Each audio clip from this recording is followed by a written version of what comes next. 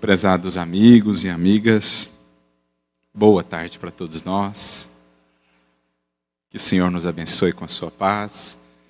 É uma imensa alegria podermos estar aqui novamente para um segundo momento de reflexões, pedindo mais uma vez que o Mestre possa inspirar a todos nós, que o nosso coração esteja sensibilizado pela vibração que aqui se faz, pela presença daqueles que em nome do Cristo comparecem junto de nós, o representando, trazendo-nos inspirações e sentimentos que certamente hão de nos estimular na caminhada que nos cabe, nessa proposta que abraçamos de mais do que admiradores de Jesus, buscarmos a condição de discípulos de Jesus. Condição essa que ainda assim é preparatória para a grande meta que está proposta a cada coração que se vincula ao Evangelho, o apostolado.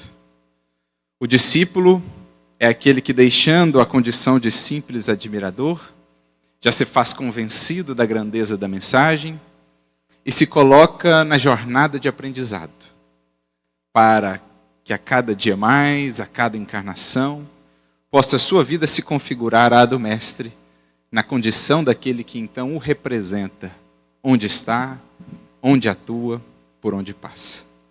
Essa é a jornada fundamental do Evangelho. Nos chamados arquétipos que nós vamos tratando, 4 deles, os principais.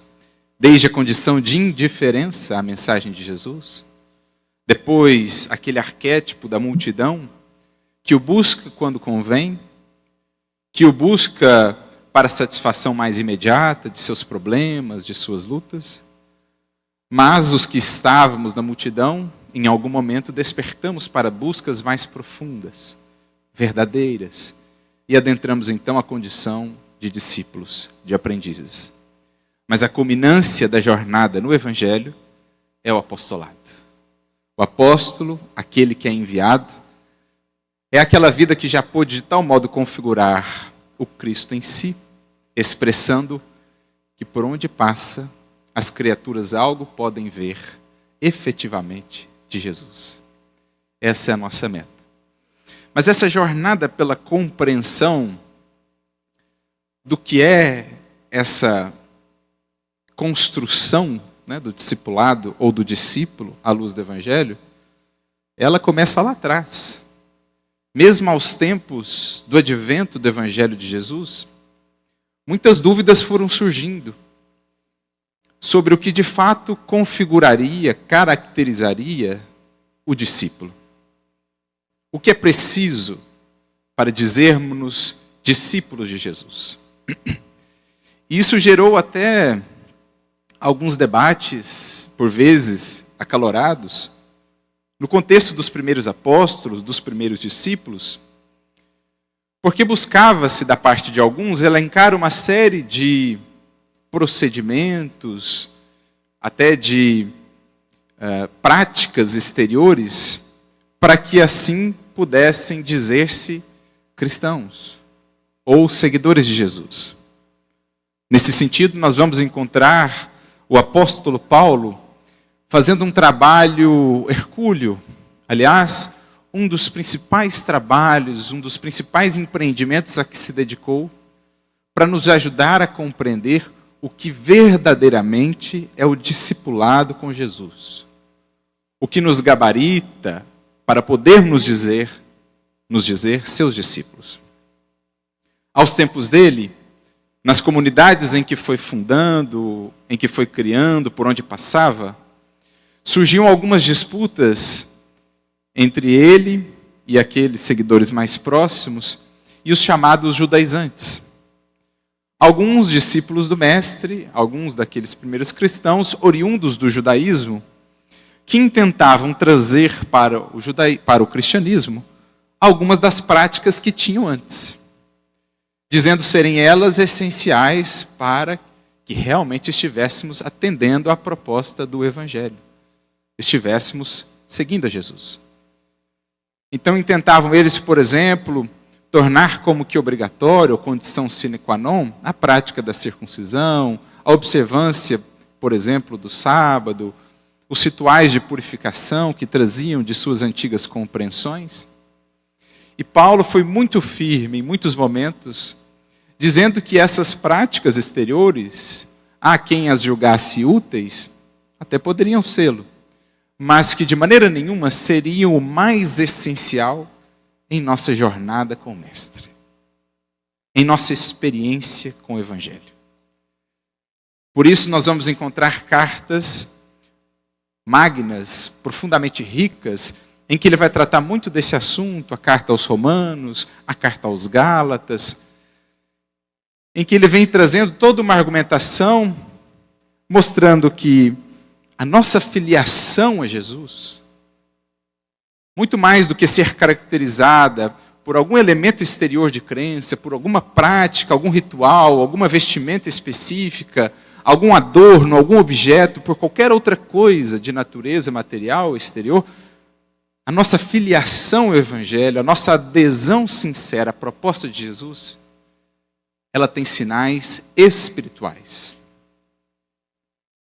Ela tem uma característica eminentemente espiritual. Não serão os rótulos, as vestimentas, os templos que frequentamos, que nos caracterizarão verdadeiramente como discípulos seus. Mas a configuração do nosso espírito, a natureza daquilo que fazemos, de como nos portamos vida fora, diante das circunstâncias que nos surgem. A tal ponto que ele vai sintetizar isso de maneira muito bela, com essa habilidade das grandes almas de traduzirem uma série de argumentos em, às vezes, uma simples frase. Na sua carta aos Romanos, capítulo de número 8, Paulo nos dirá: se alguém não tem o Espírito de Cristo, esse tal não é dele. Se alguém não traz o Espírito de Cristo, esse tal ainda não é dele. Embora diga-se cristão, embora frequente um templo cristão, embora use ornamentos, vestimentas que, de certo modo, sejam mais comumente utilizadas por cristãos, objetos, imagens, o que caracteriza efetivamente o cristão como discípulo do Cristo é a natureza do que revela no Espírito que é. Revelando o Cristo em si. Revelar o Cristo em si. Revestir-se de Cristo, ele diria em outra carta, é a meta fundamental. Christianus alter Christus, dizia um ditado, um provérbio latino. O cristão é um outro Cristo. Em construção, poderíamos acrescentar. O cristão legítimo, verdadeiro, é aquele que busca revelar em sua vida os valores que estão apresentados no Evangelho, que são um projeto de vida, um projeto de mundo. E aquele que souber, que puder, ao longo dos esforços seculares, ou mesmo durante uma existência, expressar esses valores, esses traços em sua existência, estará, por isso mesmo, se configurando como um discípulo. Ainda que não seja propriamente cristão no rótulo.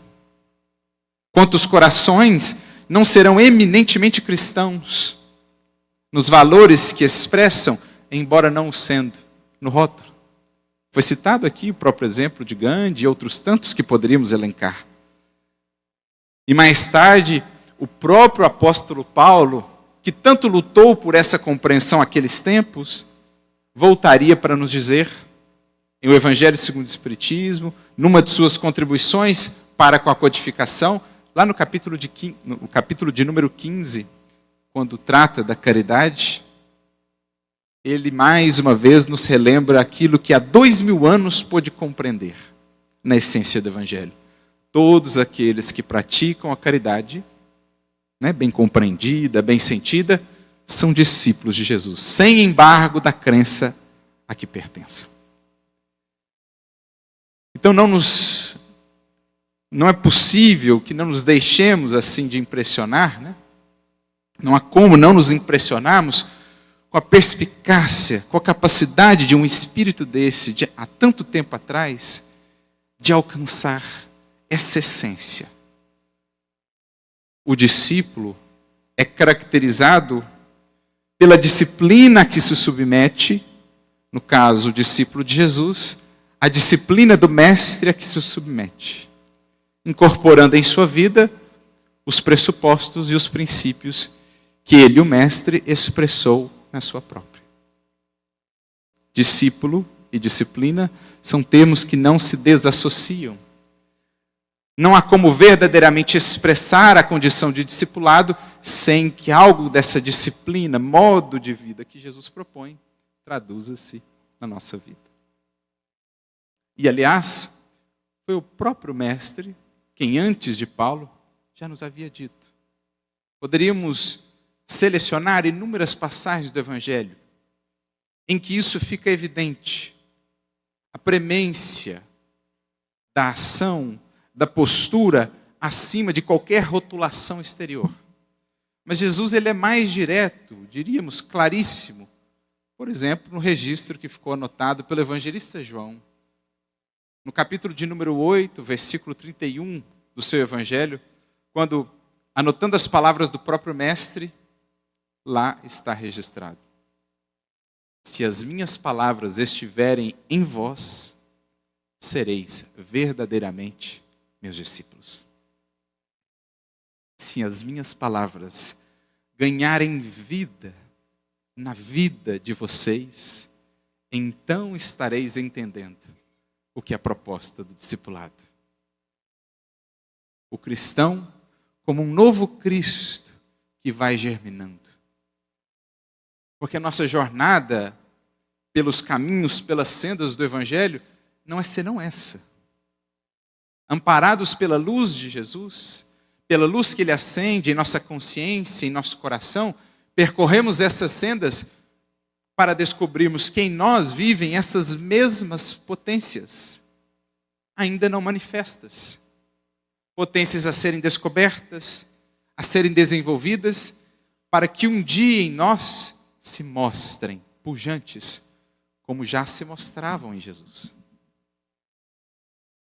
E foi Ele mesmo quem nos disse: o que faço, as coisas que faço, as fareis, e ainda maiores.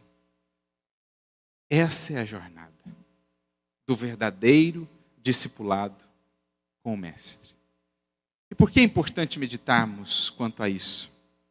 Porque por muitos séculos a nossa compreensão de discipulado foi outra.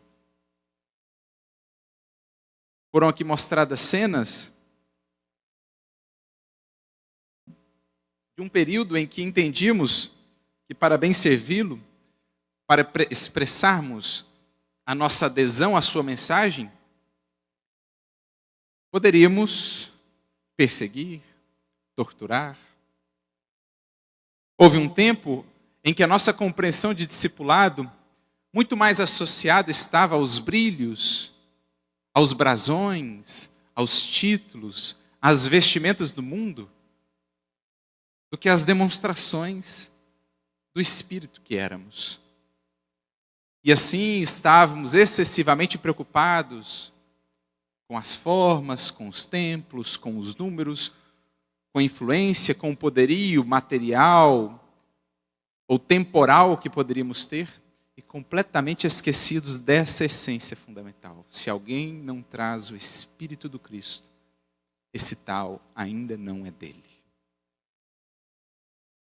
Se ao menos alguns traços da misericórdia, da indulgência, do amor, da bondade de Jesus já não se manifestam em nossa vida, ainda estamos distantes do discipulado real. O título de cristãos poderá até já nos acompanhar, talvez por séculos, mas a configuração, a caracterização como cristãos verdadeiros ainda está em vias de ocorrer. E o que a gente percebe, amigos, é que nesses tempos que vivemos, o grande chamado não é outro senão este. É passado o tempo do cristianismo de rótulo. Emmanuel traz-nos uma mensagem num livro chamado Ação, Vida e Luz, logo ao primeiro capítulo, em que ele nos dirá que o tempo da palavra vazia passou. O tempo do púlpito, da cátedra, tantas vezes fria, palavras lançadas ao vento, sem alma e sem calor, esse tempo passou. E em verdade precisamos reconhecer que muito da resistência que hoje a mensagem de Jesus encontra para alcançar certos corações, certas coletividades, deve-se justamente ao falso discipulado que por tanto tempo cultivamos. O sal que deveria salgar, insosso se tornou. E como disse o Mestre no seu Evangelho, para que serve o sal se não salgar? Senão para ser lançado e pisado pelos homens. Muito do descrédito, senão a raiz do descrédito, toda ela, que o cristianismo, a mensagem de Jesus, enfrentou nos últimos tempos, ao longo dos séculos, se devem muito ao sal, e sendo chamado a dar sabor verdadeiramente, onde inserido, onde colocado, não pôde fazê-lo. E que insosso levou a mensagem a ser pisada, menosprezada, até mesmo temida, porque a essência não foi devidamente apresentada. O convite agora é dar vida à fala, dar calor às palavras, revestirmos, sempre foi esse convite, mas agora mais premente, revestirmos-nos de Jesus. Para que então, de alguma maneira, encontre Ele em nós um canal que possibilite que Ele, no mundo, atue de maneira mais efetiva, junto aos outros corações, junto aos que sofrem.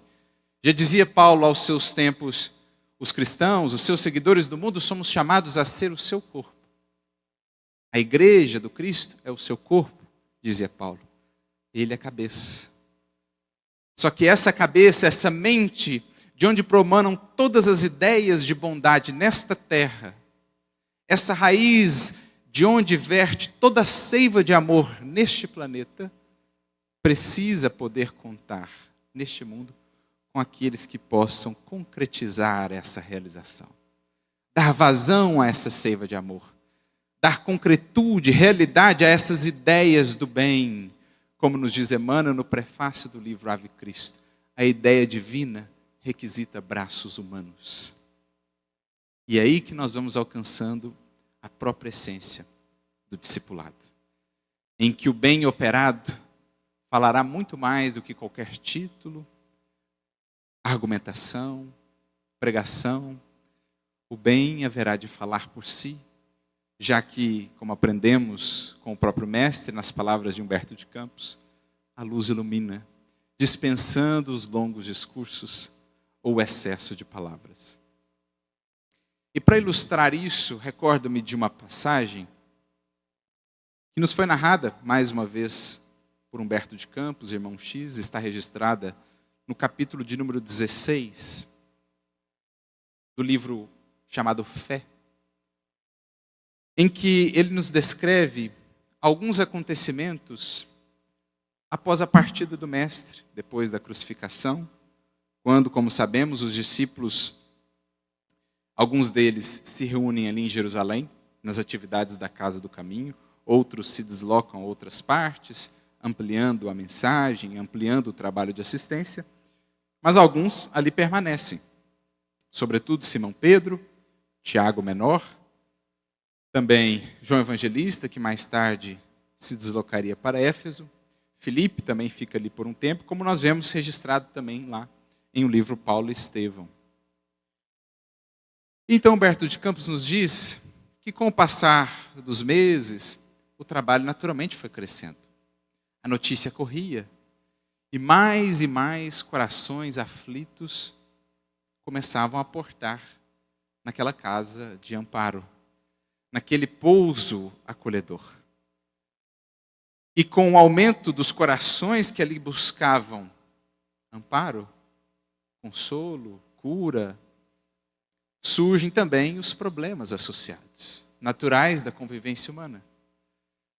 Muitos ali compareciam, talvez depois de anos de sofrimento, de muitas dificuldades, de muitas privações, compareciam, além de aflitos, muitas vezes revoltados, irritadiços, impacientes, querendo sanar a dor que os consumia, a angústia existencial. Então, com aquela multidão que acorria cada vez maior à casa do caminho, também surgiam os problemas, as discussões, as desavenças, entre familiares que ali estavam presentes, entre pessoas que ali estavam, que não necessariamente se conheciam, mas que começavam a reclamar umas das outras. Por que eu não recebi o tratamento primeiro? Por que eu não estou tendo isso? O outro está tendo aquilo, etc. E aqueles problemas foram aumentando, aquela dificuldade, aquela confusão. E Pedro, aquele coração amoroso que Jesus foi preparando, ali sendo forjado como grande apóstolo que foi.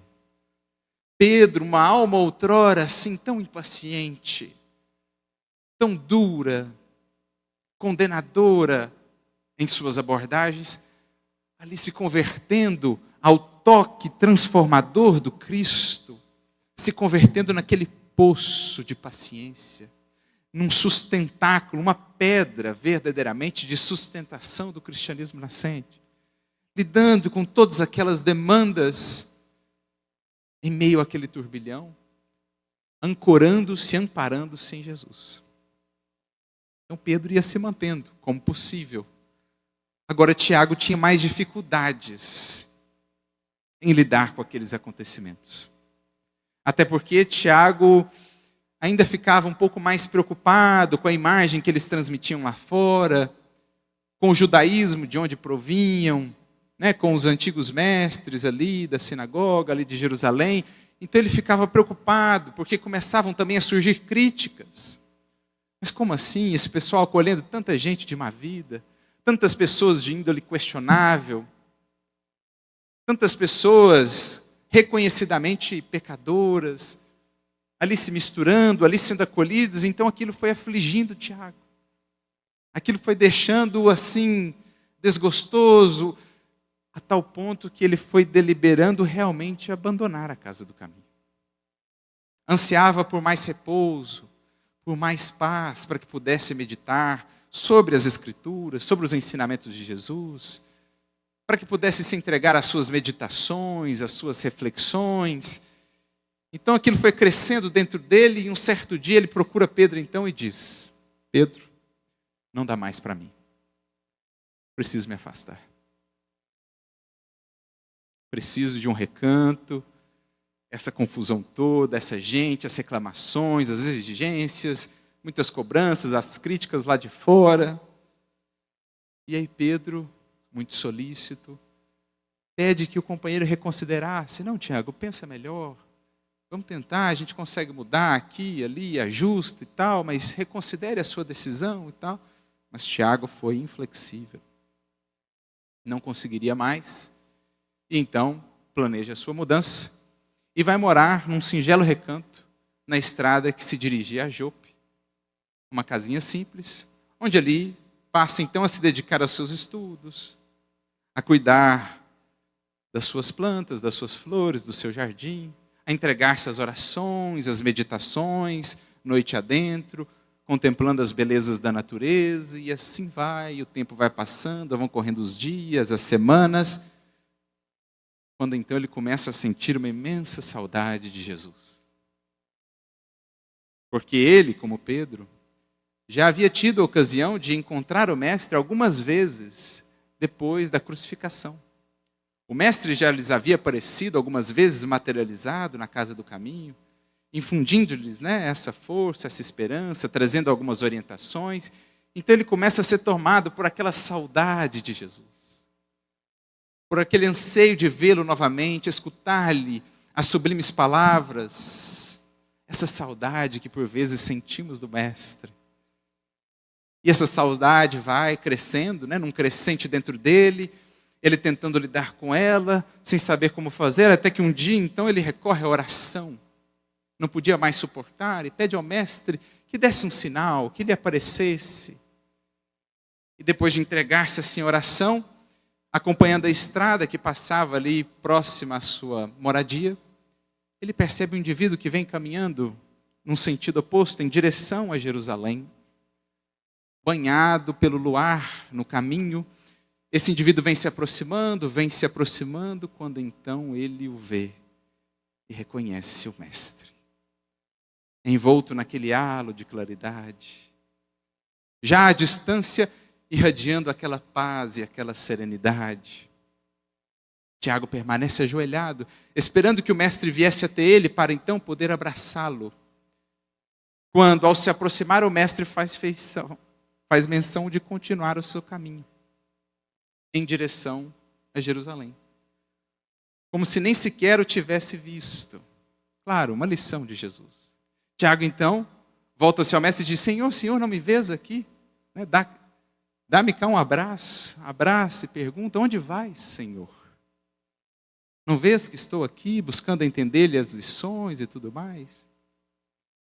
Então Jesus se volta para Tiago e lhe diz: sim, Tiago, a felicidade, a paz já te favorece aqui, a virtude, a tranquilidade. Digamos, estás muito bem por aqui. No entanto, preciso ir sem demora a Jerusalém. Aliviar as lágrimas e as humilhações pelas quais Pedro vem passando na tarefa aos sofredores. No exercício do bem mais legítimo com o Evangelho. Então segue o seu caminho. Sem dizer mais nada. Apenas com essa lição que certamente ecoou profundamente no coração de Tiago. E o fez reconsiderar a sua postura. Bastaria para ser discípulo daquele mestre que outra coisa não fez no mundo senão servir, ali estar buscando repouso e tranquilidade exteriores, buscando isenção de lutas e facilidades materiais, buscando fugir aos desafios da convivência no serviço aos semelhantes. Bastaria isso para configurar-se como um discípulo do Mestre? Aquilo ecoa no seu coração e naquela mesma noite reconsidera a sua posição, coloca os seus pertences num carrinho de mão e volta à casa do caminho, batendo a porta e sendo então recebido por Pedro, dizendo a ele: meu amigo, estou de volta. Jesus o havia relembrado a essência fundamental do Evangelho. Como Emmanuel vai traduzir de maneira muito bela, no capítulo 22 do livro Fonte Viva, quando ele nos diz: não se formam cristãos para adornos vivos do mundo, mas sim para a atividade regeneradora e santificante da existência. Não se formam corações na escola do Evangelho para os brilhos, louros e facilidades e prêmios do mundo. Adornos. Se formam corações na escola do Evangelho para o serviço regenerador, acima de tudo de si mesmos, mas também na expansão da mensagem educativa do Cristo de Deus. Em outra mensagem, Emmanuel chegará a dizer que aqueles que são bons pregadores, ou que aqueles que ostentam apenas a titulação exterior, nas belas palavras, nas muitas promessas, mas cuja vida não tem refletido ou buscado refletir o Mestre, podem ser belas orquídeas no jardim do Evangelho, mas não ainda árvores dadivosas. Porque a planta ou árvore, já dizia-nos também o bom pastor, será conhecida não pela beleza aparente, mas pelo fruto que alimenta, que sustenta, que transforma. Tiago ali, portanto, foi recordado disso. Sereis verdadeiramente os meus discípulos se as minhas palavras estiverem em vós. E quais foram as suas palavras? A qualquer um destes, faminto, abandonado, Quando a um destes o bem fizestes, a mim próprio o fizestes. Um dia, na análise da existência, quando as contas nos forem pedidas à própria consciência, Jesus traz uma imagem, uma espécie de parábola a respeito disso. Quando o Senhor entrar e fechar a porta, alguns ali baterão dizendo: Senhor, Senhor, comemos e bebemos em Tua presença, pregastes em nossas praças. Sua mensagem esteve ali, rodeando pela nossa casa, ou no centro espírita ao qual frequentávamos. Muitos baterão nesta porta. E qual a resposta? Apartai-vos de mim. Não os conheço. Porque não é simplesmente essa adesão formal, convencional de natureza exterior. É incursão nesse projeto de transformação da vida, transformando a vida ao seu redor, o mundo, em que o Cristo refletido naquela existência passa a iluminar outras existências. A candeia que acesa não é escondida debaixo do velador das comodidades, ilusões do mundo, mas é levada ao candeeiro do testemunho. A cidade que se mostra e não pode ser destruída, não será esquecida, diz Jesus, é aquela edificada sobre o monte. Aquele que se elevou em vida pelo testemunho de bondade, de misericórdia, de espiritualidade efetiva que demonstrou. O sal que não salga, que não desperta outras vidas para essa sede de mais conhecer e mais sentir o Cristo, esse sal insípido para nada mais presta, senão para ser lançado fora. O convite para nós, dizia-nos uma vez um espírito amigo, é sermos esse sal que desperta em outras vidas uma sede imensa por esse amor de Jesus. Aqueles que fazem com que esse amor possa ser saboreado, experimentado, e que então vincule aquelas vidas que aquele amor saborearam à fonte desse amor, à vida de Jesus. Não é o que os seus verdadeiros discípulos em todos os tempos têm feito? Por onde passaram, como atuaram, foram eles aqueles que imantaram nosso coração e a nossa mente aos do Cristo, fazendo-nos querer conhecê-lo cada vez mais, aproximarmos cada vez mais dele. Aumentaram essas almas em nós a saudade de Jesus. Essa é a característica do verdadeiro discípulo. Quando vemos um Chico Xavier, a saudade de Jesus em nós se expande, aumenta, nos impele a sair do lugar, a levantar e a seguir, a algo fazer para deixarmos a condição em que estamos, para que nos consigamos aproximar um pouco mais de Jesus. Isso é o que o discípulo verdadeiro vai fazendo. E isso só se consegue quando mais do que as palavras, o bem fala antes por nós. O bem vai à frente. Aí, mais propriamente, encontraremos a Jesus. Aí, mais propriamente, estreitaremos com Ele os nossos laços, aprofundaremos com Ele a nossa relação.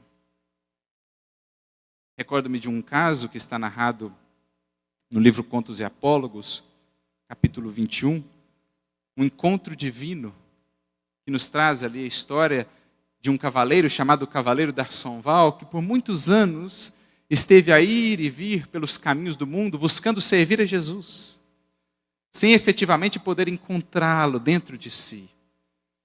Sua situação material foi deteriorando-se, da fortuna e dos poderes que tinha, chegou depois à miserabilidade, mas em todas essas jornadas havia sempre ele encontrado um mendigo, que ele lhe solicitava uma atenção, um olhar. E ele, como bom cristão, que se considerava, sempre ofertou a assistência material, uma pedra preciosa, um recurso, na medida em que foram lhe faltando as possibilidades, ainda assim ele dava alguma coisa. Mas depois de tudo perder, até mesmo a família, a consideração dos seus, um dia em plena miserabilidade, ele se encontra novamente com aquele indivíduo. E então ele pensa, o que eu tenho agora para dar? Nada.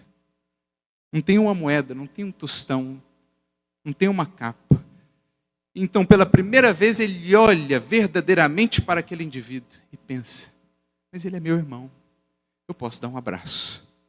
E ele se dirige então e abraça aquele mendigo que se transfigura diante dele num ser de luz. Era o próprio Mestre Jesus que lhe diz então, enfim, Darçonval, vieste até mim. Me procuraste em tantos caminhos desse mundo, templos, poderes, situações de evidência, isso, aquilo, outro, quando estive sempre tão mais próximo. Porque, Darçonval, quem me busca em serviço, mais cedo me encontra. Quem me busca em serviço, mais cedo e mais profundamente me encontra. Na relação mestre-aprendiz, discípulo-orientador. Naquele abraço, ele deixa o corpo físico para seguir na jornada de aprendizado agora, no além. Mas é esse o tipo de encontro que precisamos com o Mestre, a fim de que nossas vidas se convertam numa espécie de quinto evangelho, que então poderá ser lido, para que consigamos traduzir uma imagem de Jesus mais próxima da realidade, distante daquela deturpada que por tantos séculos temos apresentado, gerando em muitos a resistência, não ao Mestre, mas o que foi mostrado dele. A visão distorcida que dele temos mostrado, é preciso recompor essa imagem e não nos esqueçamos, o cristianismo, o evangelho, de alguma maneira está empenhado em nossa vida. Outros, queiramos nós ou não, lerão em nossas vidas, nas páginas de nossa existência, que tipo de mensagem? O legítimo evangelho do Mestre ou aquele configurado, moldado conforme as nossas conveniências? Esse é o encontro que produz, que gera para o mundo um discípulo verdadeiro. Aquele que não se baseia numa autoridade, de um cargo, numa posição que obtenha, aquele que não se baseia simplesmente na rotulação, mas cuja vida seja um livro onde o Cristo é lido, onde o Cristo é sentido. E isso, meus amigos, só encontraremos aplicando e conduzindo-nos pelos caminhos que Ele mesmo trilhou. Por isso, condição sine qua non de discipulado. A sementeira, a seara, a operação no bem é algo premente para cada um de nós. Numa outra história, essa uma de minhas preferidas, porque muito elucidativa, muito simbólica. Irmão X, no prefácio do livro Pontos e Contos, vai nos resgatar algo que foi escrito por Longfellow, conhecido poeta estadunidense do século XIX, um grande escritor. Em uma de suas obras, que Humberto de Campos vai resgatar, ele conta-nos o caso de um monge. Aliás, essa passagem lembra em muitos aspectos aquela já contada em torno de Tiago. Ele vai nos contar o caso de um monge que, nos seus afazeres religiosos, no mosteiro onde vivia, se entregava às preces, a meditações, e tinha ele também esse grande anseio de um dia poder receber um sinal mais evidente da presença de Jesus. Poder encontrá-lo, talvez conversar com ele, e assim ele se entregava a preces, a devotamentos cada vez mais ardentes, no silêncio ali de sua cela, né? No seu quartinho singelo, além dos estudos, das meditações. Quando, em determinado dia, numa prece bem sentida, ele percebe uma outra presença no seu quarto. Ao abrir os olhos, percebe-se frente a frente com o Mestre. Naturalmente a emoção toma-lhe o coração, sensibilizado, ele cai de joelhos, lágrimas a lhe escorrerem pela face. Não se crê sequer digno de poder voltar-se ao Mestre, agradecendo-lhe por tudo que ele havia lhe dado. Todas as esperanças, todas as alegrias, toda aquela luz. E vivendo aquele momento assim, indescritível, o qual ele não desejaria que passasse jamais, de repente ele é meio que despertado por um barulho costumeiro. O barulho dos sinos do mosteiro, anunciando as horas de serviço junto à multidão, às portas daquele estabelecimento. A vida monástica, muito regrada com as suas disciplinas, as horas de orações, de estudos, de meditações, mas também as horas de serviço, de atuação comunitária, seja numa horta, seja nos afazeres do mosteiro, mas ali, principalmente, junto à multidão que vivia no entorno e que naquela hora corria àquele local para receberem um auxílio físico, espiritual. E então aquele coração se vê dividido. E agora? O Mestre aqui, comigo, no meu quarto. E a multidão a me esperar lá fora. Os deveres, o compromisso que me chama. Aquele coração hesitava. Continuar a viver aqueles momentos indescritíveis para a sua sensibilidade ou atender ao chamado do dever lá fora. Vencendo uma imensa resistência, ele se levanta, deixa a presença de Jesus e se dirige à multidão. Lá trabalha por longas horas, acolhendo, semeando, amparando, consolando. E quando terminam as atividades, volta o corpo exaurido em direção ao seu quarto, já imaginando que, pois bem, foi o possível, foi o que deu para viver aqueles breves instantes com o Mestre. Qual não é a sua surpresa, no entanto, quando, ao voltar para o quarto, encontra ainda ali a presença de Jesus. Um Mestre sorridente, irradiando aquela luz amorosa, que então lhe diz, consolidando a lição para ele e para todos nós: se tivesses permanecido, eu aqui não teria ficado.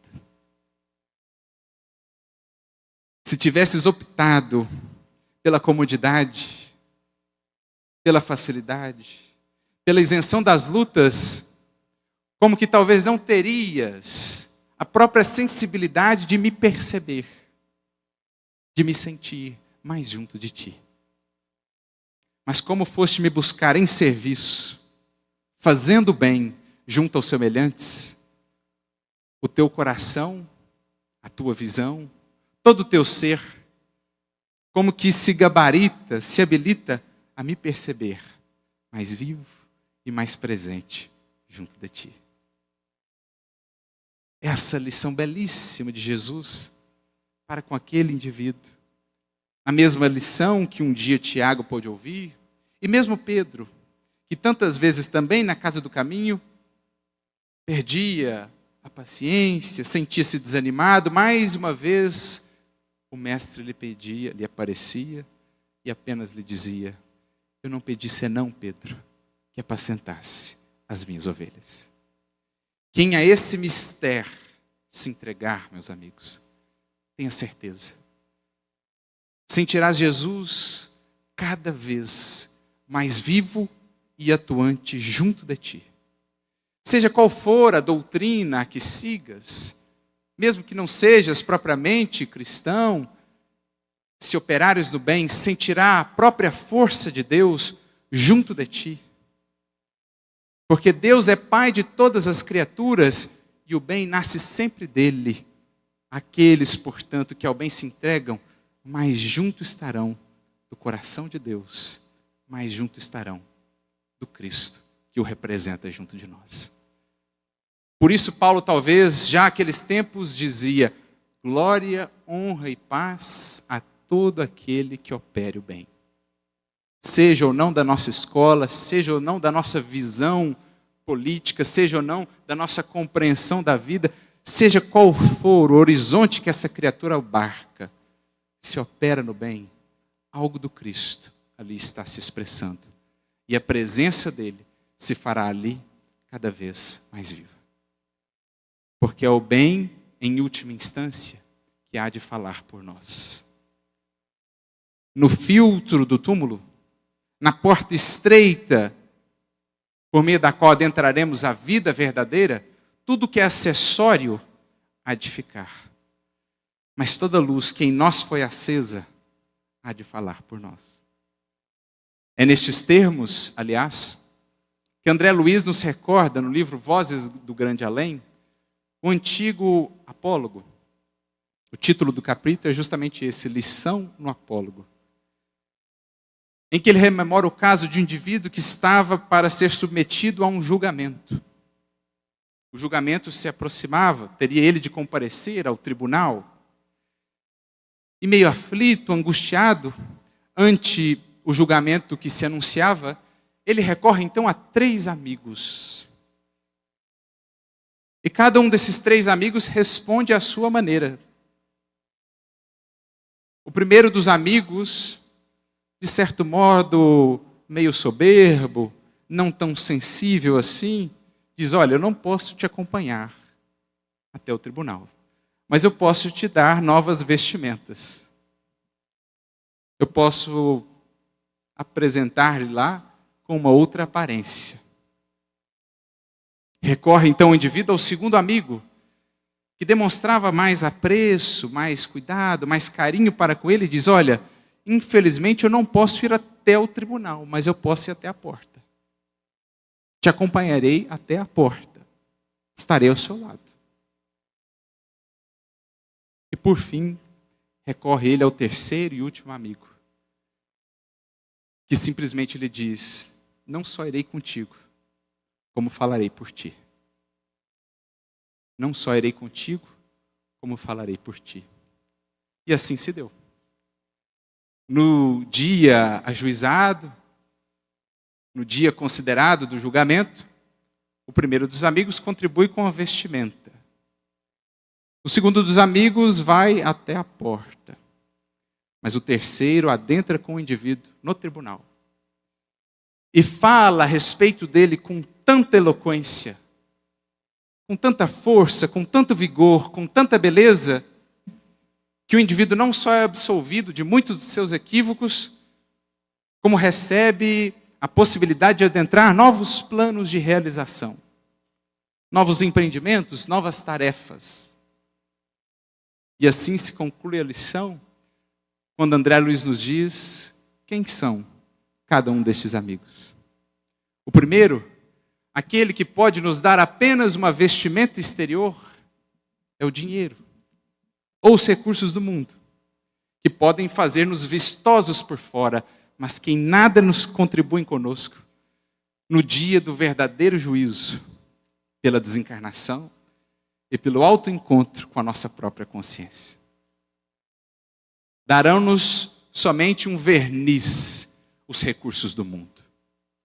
O segundo amigo são os nossos parentes, almas queridas, que nos acompanham ao longo de toda a vida, levando-nos até a porta do tribunal. Até o enterro.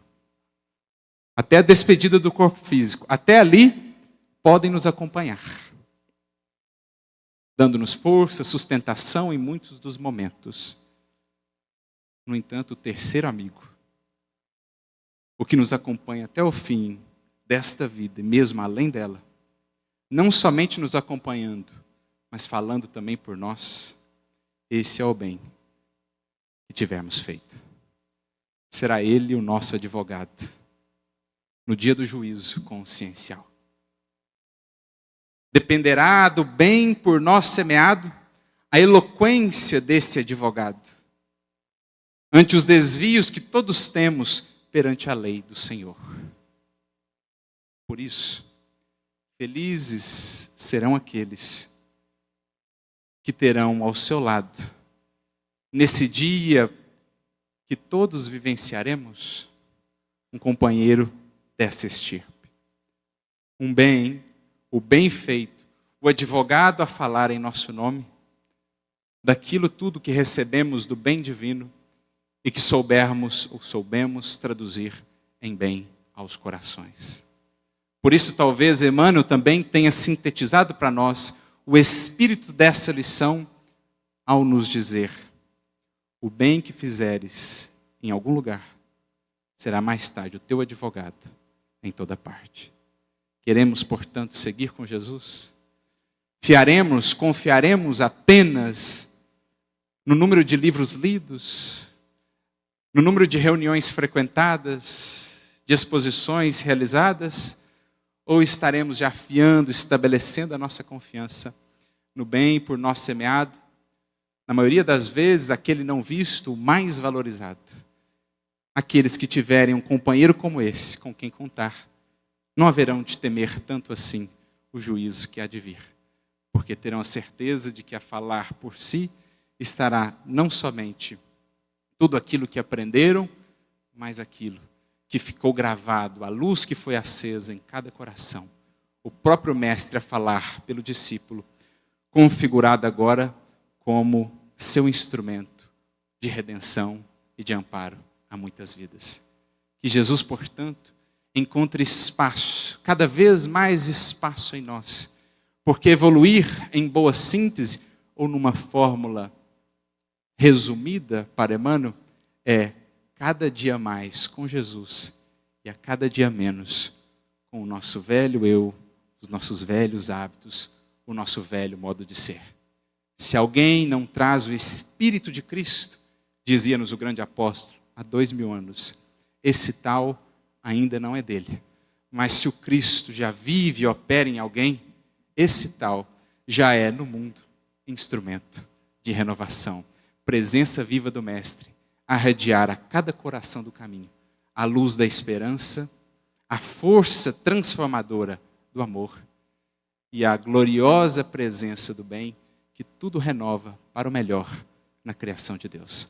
A todos nós, muita luz e muita paz, seja o nosso bem, ou bem realizado, o advogado e o maior testemunho da nossa condição de discípulos de Jesus. Muita paz a todos.